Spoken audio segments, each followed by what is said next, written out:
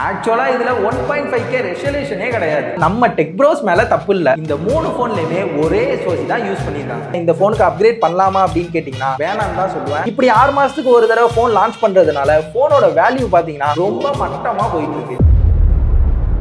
தம்ப்நெயிலே பார்த்திருப்பீங்க, Vivo V50 தான் செய்ய போறோம். 35,000க்குள்ள இதுதான் பெஸ்ட் கேமரா போன். ஜெய்ஸ் ஆப்டிக்ஸோட வெட்டிங் போட்டோகிராஃபி வேற மாதிரி இருக்கு. அது மட்டும் இல்லாம IP68 69 ரேட்டிங்கோட 6000 mAh பேட்டரி 1.5K ரெசல்யூஷனோட போன் வந்து பாத்தீங்கன்னா தாறுமாறா இருக்குன்னு நான் சொல்லல, நிறைய பேர் பேசுறத பார்த்திருப்பீங்க. ஆக்சுவலா இதுல 1.5K ரெசல்யூஷனே கிடையாது, அது ஃபேக்.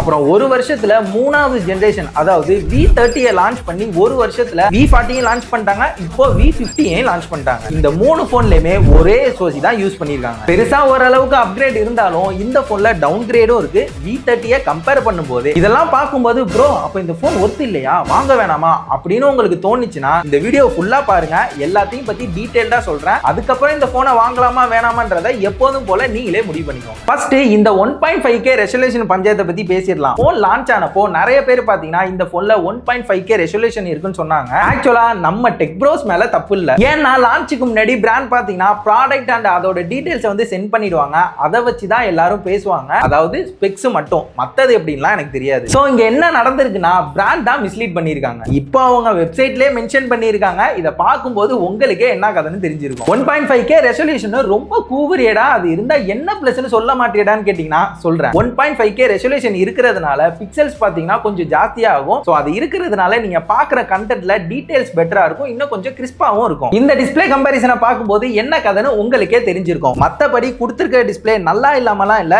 எப்போதும் போல நல்ல குவாலிட்டியான டிஸ்ப்ளே தான் கொடுத்திருக்காங்க. 6.77 இன்ச்ல Full HD Plus 120Hz quad curved AMOLED display வந்து கொடுத்திருக்காங்க. 4500 nits பீக் பிரைட்னஸும் இருக்கு. சோ இது பாத்தீங்கன்னா HDR கண்டென்ட் பாக்குறப்ப மட்டும் தான். HBM க்கு பாத்தீங்கன்னா 1300 nits வந்து கொடுத்திருக்காங்க. இதுதான் முக்கியம். ஏன்னா 1200 nitsக்கு மேல இருந்தாலே நீங்க டைரக்ட் சன்லைட்ல அவுட்டோர்ல போய் யூஸ் பண்ணும்போது விசிபிலிட்டி நல்லா தான் இருக்கும். சோ இதுலயுமே விசிபிலிட்டி பெட்டரா தான் இருந்துச்சு. மத்தபடி HDR support YouTube and Netflix ரெண்டுத்துலயுமே கிடைச்சிரும். ஆனா YouTubeல HDR கண்டென்ட் வந்து 4K ல ப்ளே பண்ணி பார்க்கும்போது ஸ்டட்டர்ஸ் இருக்கு. ஆக்சுவலா இது பாத்தீங்கன்னா 7 Gen 3 இருக்கிற எல்லா போன்ஸ்லயுமே இந்த பஞ்சாயத்து இருக்கு. மூணாவது ஜெனரேஷனா யூஸ் பண்றாங்க. இன்னும் இதை சரி பண்ண பாடு இல்ல. லோ பிரைட்னஸ்க்கு இந்த டைம் 3840 Hzக்கான PWM டிம்மிங் வந்து கொடுத்திருக்காங்க. ஹை பிரைட்னஸ்லயுமே பாத்தீங்கன்னா 2160 Hzக்கான PWM டிம்மிங் வந்து கொடுத்திருக்காங்க. இது பாத்தீங்கன்னா மேக்ஸிமம் பிராண்ட் வந்து கவர் பண்றதுல விவோ பண்ணிருக்கிறது ஒரு நல்ல விஷயம். இதனால என்ன யூஸ்னா நீங்க ஹை பிரைட்னஸ்லயும் சரி லோ பிரைட்னஸ்லயும் சரி ஹை ரெஃப்ரெஷ் ரேட்ல வச்சு நீங்க யூஸ் பண்ணும்போது உங்க கண்ணுக்கு எந்த ஒரு ஸ்ட்ரெயினும் இருக்காது. பெசல்ஸ்னு பார்க்கும்போது குவாட் கர்வ் கொடுத்தோம் கொஞ்சம் ஜாஸ்தியா இருக்க மாதிரி தான் இருக்கு. இன்னும் கொஞ்சம் குறைச்சிருந்தா நல்லா இருந்திருக்கும். இன் டிஸ்ப்ளே ஃபிங்கர் பிரிண்ட் ஸ்கேனர் வந்து கொடுத்திருக்காங்க. இது எப்போதும் போல ஃபாஸ்டா தான் இருந்துச்சு. ஸ்டீரியோ ஸ்பீக்கர் சப்போர்ட் வந்து கொடுத்திருக்காங்க. சவுண்ட் குவாலிட்டி நல்ல லவுடா பேஸ்லாம் நல்லா தான் இருந்துச்சு. ஆனா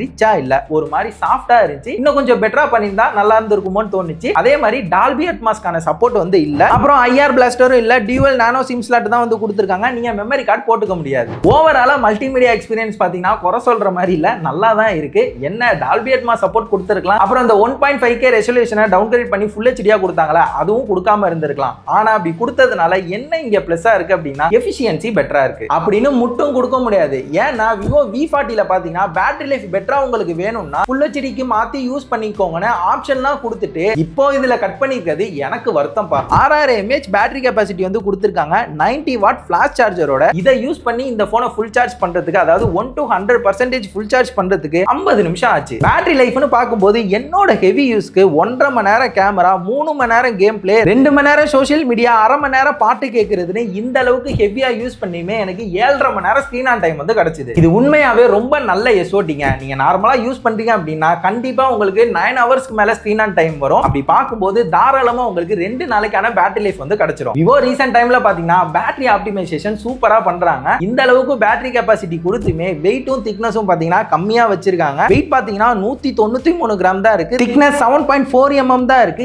எப்படி இதை அச்சீவ் பண்றாங்கன்னே தெரியல. இந்த விஷயத்துல சூப்பரா பண்ணிருக்காங்க. ஆக்சுவலா நம்மள்ட்ட இருக்கிறது பாத்தீங்கன்னா டைட்டானியம் கிரே. இது வந்து பிளாஸ்டிக் பேக் தான். இது இல்லாம இன்னும் 2 வேரியன்ட் இருக்கு. அதுல ரெண்டுமே பாத்தீங்கன்னா கிளாஸ் தான். அதுல ஒண்ணுதான் இந்த 3D IPS ஸ்டார் டெக்னாலஜி, அது ரெண்டுத்துலயுமே இந்த வெயிட் அண்ட் திக்னஸ் வந்து சேஞ்ச் ஆகும். அப்புறம் ஒரு விஷயம், எங்கள்கிட்ட இருக்கிற இந்த பிளாஸ்டிக் வேரியன்ட் பாத்தீங்கன்னா இந்த பட்ஜெட்டுக்கு வீக்கா தாங்க இருக்கு, பிரீமியமா இல்ல. எனக்கு என்னமோ இந்த 20,000 ரூபாய் பட்ஜெட்ல இருக்கிற iQOO Z9s இருக்குல்ல, அந்த போன் மாதிரியே எனக்கு ஃபீல் ஆகுது. மேபி அந்த ரெண்டு வேரியன்ட் பிரீமியமா இருக்கலாம். மத்தபடி சைட்ஸ் எல்லாத்துலயுமே பிளாஸ்டிக் தான், பட் இருந்தாலுமே சாலிடா இருக்கு, வெயிட் பெருசா ஃபீல் ஆகல. சைட்ஸ் வந்து கர்வா கொடுத்திருக்கிறதுனால ஸ்லிம்மா ஃபீல் ஆகுது. ஆனா போன் நேரோவா இல்லாம கொஞ்சம் அகலமா இருக்கிறதால பெரிய போன் யூஸ் பண்ற மாதிரியான ஃபீலும் இருக்கு. இதெல்லாம் இருந்துமே போனை கையில பிடிச்சி யூஸ் பண்றதுக்கு நல்லா தான் இருக்கு. ப்ரொடெக்ஷன் பார்க்கும்போது ஃப்ரண்ட்ல பாத்தீங்கன்னா புதுசா ஸ்காட்ச் சென்சேஷன் டைமண்ட் ஷீல்டு வந்து கொடுத்திருக்காங்க. இது பாத்தீங்கன்னா முன்ன இருந்ததை விட 50% பெட்டரா இருக்கும்னு சொல்றாங்க. ஆனா எது கொடுத்தாலுமே கிளாஸ் உடையும், கேர்ஃபுல்லா யூஸ் பண்ணுங்க. அப்புறம் IP68 69 ரேட்டிங் வந்து கொடுத்திருக்காங்க. இந்த அளவுக்கு ரேட்டிங் இருக்குன்னு தண்ணிக்குள்ள போட்டு ரொம்ப நேரம் விளையாடவும் வேணாம், ரொம்ப நேரம் போட்டோவும் எடுக்க வேணாம். ஏன்னா அந்த மாதிரி நீங்களாம் பண்ணும்போது தண்ணி உள்ள போயிடுச்சு அப்படின்னா வாரண்டில கிளைம் பண்ணிக்க முடியாது. ஓவராலா பில்ட் அண்ட் டிசைன் பாத்தீங்கன்னா எப்போதும் போல குறை சொல்ற மாதிரி இல்ல. ஆனா அந்த 3D டெக்னாலஜின்னு ஒரு ஸ்டண்ட் பண்ணாங்களா, அதுலலாம் ஸ்டண்ட் பண்றதுக்கு SoCல ஸ்டண்ட் பண்ணிருக்கலாம். ஏன்னா ஹேட்ரிக் அடிச்சிட்டாங்கன்னு தான் சொல்லணும். Qualcommோட Snapdragon 7 Gen 3 வந்து யூஸ் பண்ணிருக்காங்க. இது கூடவே LPDDR4X RAM டைப்பும் UFS 2.2 ஸ்டோரேஜ் டைப்பும் வந்து கொடுத்திருக்காங்க. மூணாவது ஜெனரேஷனா SoCயும் மாத்தல, RAM and ஸ்டோரேஜ் டைப்பையுமே மாத்தல. எனக்கு தெரிஞ்சு SoCயை மாத்தலனாலும் RAM and ஸ்டோரேஜ் டைப் வந்து மாத்திருக்கலாம். ஏன்னா இந்த SoCக்கு LPDDR5 RAM டைப்பும் UFS 3.1 ஸ்டோரேஜ் டைப்புக்கும் சப்போர்ட் இருக்கு. LPDDR4X and UFS 2.2 இருக்கிறதுனால நீங்க அப்ளிகேஷன்லாம் ஓபன் பண்றீங்க, க்ளோஸ் பண்றீங்க, நிறைய ஆப்ஸை பேக்ரவுண்ட்ல வச்சிருக்கீங்க. இந்த மாதிரிலாம் பண்ணும்போது ஸ்பீடாவும் இருக்காது, ஸ்டோரும் பண்ணி வச்சிருக்காது. இது மட்டும் இல்லாம ரீட் அண்ட் ரைட் ஸ்பீடும் கம்மியா தான் இருக்கும். நீங்க அப்ளிகேஷன்லாம் டவுன்லோட் பண்ணி இன்ஸ்டால் பண்ணும்போது ஸ்லோவா இன்ஸ்டால் ஆகும். சரி, இப்போ இங்க நல்ல விஷயம் என்னன்னா மூணாவது ஜெனரேஷனா இந்த SoCயை யூஸ் பண்றதுனால நல்லாவே டியூன் பண்ணிருக்காங்க. சுத்தமா த்ராட்லிங்கே ஆகல, அதுக்காக ஹீட்லாம் ஆகாமலாம் இல்ல, சுள்ளுன்னு சுட்டுச்சு. ஃபர்ஸ்ட் AnTuTu ஸ்கோர் பாத்தீங்கன்னா ஆல்மோஸ்ட் 8.2 லாக் கிட்ட வந்து ஸ்கோர் கிடைச்சது. CPU த்ராட்லிங் டெஸ்ட்ல நோ த்ராட்டில் டிடெக்ட்னு வந்துருச்சு. GPU ஸ்ட்ரெஸ் டெஸ்ட்ல பாத்தீங்கன்னா 99% வந்து கிடைச்சது. இந்த டெஸ்ட்லாம் பண்ணும்போது டெம்பரேச்சர் பாத்தீங்கன்னா கிட்டத்தட்ட 45 டிகிரி வரைக்கும் போச்சு. ஹீட் ஆனாலும் த்ராட்டில் பண்ணாம வச்சிருக்காங்க. ஆனா கேம் பிளேக்கு இது எப்படி இருக்குன்னு கேட்டீங்கன்னா அங்கதான் சீனே வேற. BGMIல ஸ்மூத் அண்ட் HDRல எக்ஸ்ட்ரீம்ல வச்சு 60 FPS தான் விளையாட முடியும். ரீசன்ட் டைம்ல 25K பட்ஜெட்லயே பாத்தீங்கன்னா 90 FPS ல இருந்து 120 FPS வரைக்கும் போயிட்டாங்க. ஏன் 15,000 ரூபாய் பட்ஜெட்லயே 90 FPS வந்து கொண்டு வந்துட்டாங்க. அப்படி பார்க்கும்போது 35,000 ரூபாய் பட்ஜெட்ல இன்னமும் 60 FPSன்றது சரியா படல. CODல லோல அல்ட்ரால வச்சு 120 FPS வரைக்குமே நீங்க கேம் விளையாண்டுக்க முடியும். கேம் பிளே செம்ம ஸ்மூத்தா இருந்துச்சு. ஃப்ரேம் டிராப்ஸ்லாம் பெருசா ஆகல, ஹீட்டும் சுத்தமா ஆகல. ஆனா கிராஃபிக் இன்டென்ஸான கேம்லாம் விளையாடும் போது, அதாவது கென்ஷின் இம்பாக்ட் மாதிரி உத்தரிங் வேவ் சோலோ லெவலிங்னு சொல்லிட்டு 2 கேம் வந்து புதுசா ட்ரை பண்ண. அதுல பாத்தீங்கன்னா கிராபிக்ஸ்லாம் தாறுமாறா இருந்துச்சு, கேம் பிளேவும் பாத்தீங்கன்னா சூப்பரா இருந்துச்சு. சோ கேம்ஸ்க்கு தனியா வீடியோ போடணும்னு நினைச்சீங்கன்னா மறக்காம கமெண்ட்ல சொல்லுங்க, கண்டிப்பா பண்றேன். சரி, இப்போ மேட்ருக்கு வரேன். இந்த 2 கேம்லயுமே ஹை கிராபிக் செட்டிங்ஸ்ல 60 FPS ஆப்ஷன் இருக்கு. கேம் பிளே ஸ்மூத்தா தான் இருந்துச்சு. ஆனா கேம் விளையாட ஆரம்பிச்சு கொஞ்ச நேரத்திலே பாத்தீங்கன்னா போன் ஹீட் ஆயிடுது, 40 டிகிரி வந்து ரீச் பண்ணிடுது. அதுக்கு மேல எவ்வளவு நேரம் கேம் விளையாண்டாலுமே போன் வந்து பெருசா ஹீட் ஆகல,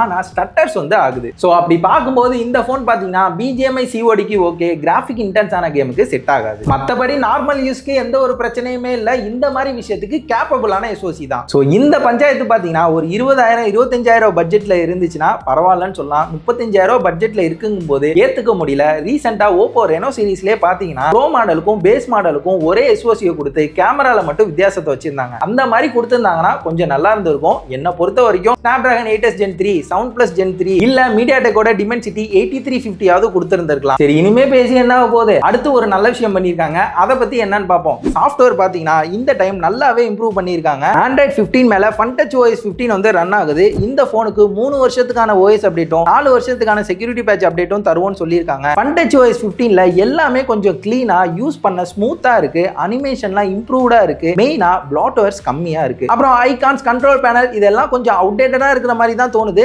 மத்தபடி யூஸ்ஃபுல்லான ஃபீச்சர்ஸ் நிறைய இருக்கு. Split screen, pop up window, smart side bar, cloning apps, call recording இந்த மாதிரி ஏகப்பட்ட ஃபீச்சரும் இருக்கு. AI ஃபீச்சர்னு பார்க்கும்போது call live translation, circle to search, screen translation, AI eraser, AI photo என்ஹான்சர்னு எல்லாமே இருக்கு இந்த FunTouch OS 15ல. ஓவராலா சாஃப்ட்வேர் எக்ஸ்பீரியன்ஸ் கொஞ்சம் இம்ப்ரூவ் பண்ணிருக்காங்க. ஆனா Oxygen OS 15, Color OS 15, One UI 7 அளவுக்கு இல்ல. கனெக்டிவிட்டிக்கு 9 5G பேண்ட், Wi-Fi 6, Bluetooth 5.4 இருக்கு. ஆனா NFC சப்போர்ட் இல்ல. நெக்ஸ்ட், இந்த போன் வாங்குறதுக்கு மெயின் காரணமே இதுல இருக்கிற கேமரா தான். Vivo V40ல இருந்த அதே கேமரான்னு எல்லாருமே சொல்லிருப்பாங்க. அதுதான் கிடையாது. மெகா பிக்சல் கவுண்ட் தான் ஒண்ணு. ஆனா சென்சார் பாத்தீங்கன்னா வேற. லாஸ்ட் டைம் பாத்தீங்கன்னா சாம்சங்கோட ISOCELL GNJ வந்து யூஸ் பண்ணாங்க. இந்த டைம் OmniVisionக்கு போயிட்டாங்க காஸ்ட் கட்டிங்காக. பிரைமரிக்கு 50 MP OmniVision சென்சார் வந்து யூஸ் யூஸ் பண்ணிருக்காங்க வித் OIS அண்ட் Zeiss ஆப்டிக்ஸோட 50 MP அல்ட்ரா வைடும் இருக்கு. இது சாம்சங்கோட Gen1 சென்சார். செல்ஃபிக்குமே இதே சேம் சென்சார் தான் யூஸ் பண்ணிருக்காங்க. சாம்பிள்ஸ் தாறுமாறா இருக்குங்க.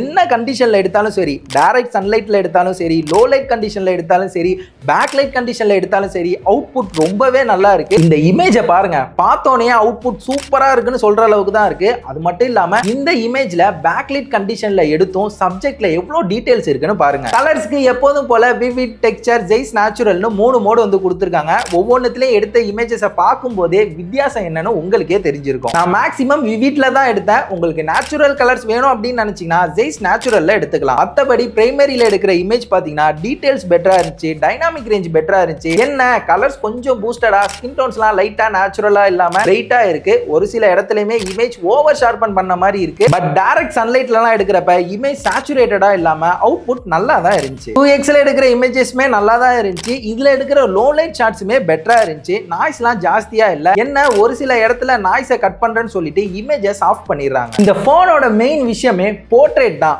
50 mm எடுக்கிற போர்ட்ரேட் ஷாட் இருக்கு. இந்த இமேஜை பாருங்க, போன்ல எடுத்த மாதிரியா இருக்கு, ஏதோ DSLRல எடுத்த மாதிரி இருக்கு. அதுலயும் அந்த டிஃபரெண்ட் போர்ட்ரேட் ஸ்டைல் இருக்கு, சூப்பரா இருந்துச்சுங்க. அப்புறம் அந்த சினிமாட்டிக் போர்ட்ரேட் ஸ்டைல பாருங்க, இமேஜ் என்னமா இருக்குன்னு. இது இல்லாம இந்த டைம் டிஃபரெண்ட் ஃபோக்கல் லென்த்ல டிஃபரெண்ட் போர்ட்ரேட் ஸ்டைலும் கொடுத்துருக்காங்க.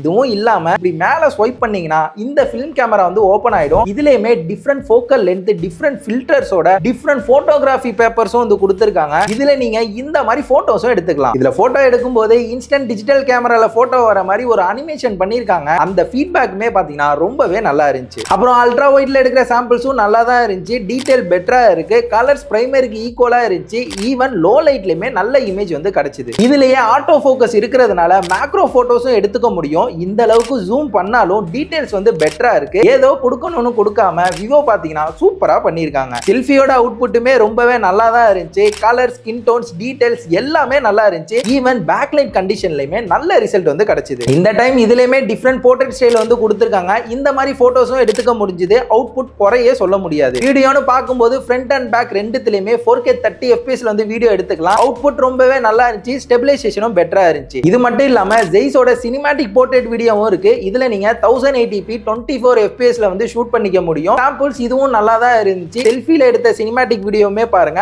எப்படி இருக்குன்னு. கண்டிப்பா இந்த பட்ஜெட்ல இதுதான் பெஸ்ட் கேமரா போன்னு சொல்லாங்க. அந்த அளவுக்கு விவோ பாத்தீங்கன்னா சூப்பரா பண்ணிருக்காங்க. இருக்கிற எல்லா டவுன் கிரேடுமே கேமரால சூப்பரா பண்ணி அடிச்சு தூக்கிட்டாங்க. அப்புறம் ஒரு மேட்டரை பத்தி பேச மறந்துட்டேன். அந்த ஆரா லைட் இதுலயுமே வந்து கொடுத்திருக்காங்க. இந்த டைம் கொஞ்சம் பிரைட் இன்க்ரீஸ் பண்ணிருக்காங்க. அது மட்டும் இல்லாம டெம்பரேச்சர் அண்ட் பிரைட்னஸ் கஸ்டமைஸ் பண்ற மாதிரியும் கொடுத்திருக்காங்க. சோ இவ்வளவு விஷயம் இருக்கு, யூஸ் பண்ணிக்கலாம். எத்தனை பேர் யூஸ் பண்ணீங்கன்னு தெரியல. அதிகமா யூஸ் பண்றவங்க யாராவது இருந்தீங்கன்னா கமெண்ட்ல சொல்லுங்க. சோ இந்த ஆரா லைட் ஆன் பண்ணி எடுக்கிற இமேஜஸ் இப்படிதான் இருந்துச்சு. இதுல என்ன பஞ்சாயத்துனா, இதை ஆன் பண்ணி கொஞ்ச நேரம் போட்டோ எடுத்தாலுமே ஆரா லைட் வந்து ஹீட் ஆயிடுச்சுன்னு சொல்லிட்டு அதுவே ஆட்டோமேட்டிக்கா பிரைட்னஸ் குறைச்சிடுது. ரொம்ப நேரத்துக்கு யூஸ் பண்ண முடியாத அந்த ஆரா லைட் எதுக்கு வந்து இப்ப நான் என்ன உங்கள்ட்ட சொல்றது.